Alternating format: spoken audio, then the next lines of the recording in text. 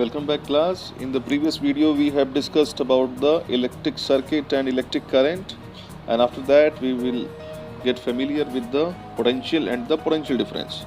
But today we are going to discuss the very important law, which is the Ohm's law. Let us discuss a circuit arrangement for the Ohm's law. If you see here, there is a several battery source having the polarity V is connected like that, and there is a resistive wire or the conductor is connected across the XY point, and there is a ammeter used to measure the current flowing through this XY conductor, and there is a voltmeter is connected here to measure what is the potential difference across this conductor XY, right? And there is a key to on and off the circuit. So let us discuss an activity where simply when you connect the wire of this circuit is this point, in that case the V voltage is connected across this connector, right? Now in that case you can measure what is the potential difference and what is the current flowing through this conductor XY. Right now you can note down that values.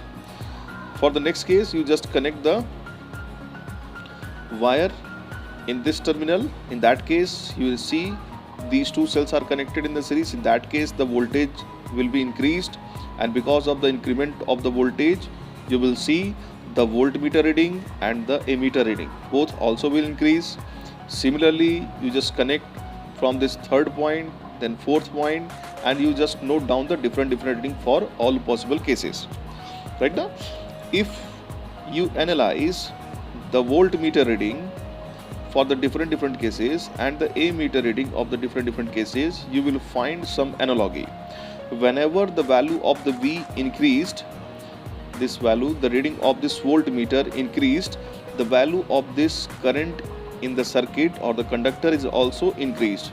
So with the help of this activity, you can understand easily the current flowing through this conductor is directly proportional to the voltage across this conductor. Right now, this is the Ohm's law analogy. So what is the Ohm's law? Ohm's law, see, the statement is here: the current flowing through a conductor is directly proportional to the potential difference applied across the conductor. Already with the previous activity we can prove that statement. Mathematically you can write the V is directly proportional to the I, and you know that whenever we are eliminating the proportionality sign we have to use a constant. This time we are using a constant R, where R is called the resistance offered by the conductor, and the unit of the resistance is given ohm, and from the formula V is equal to IR you can see that R is equal to what?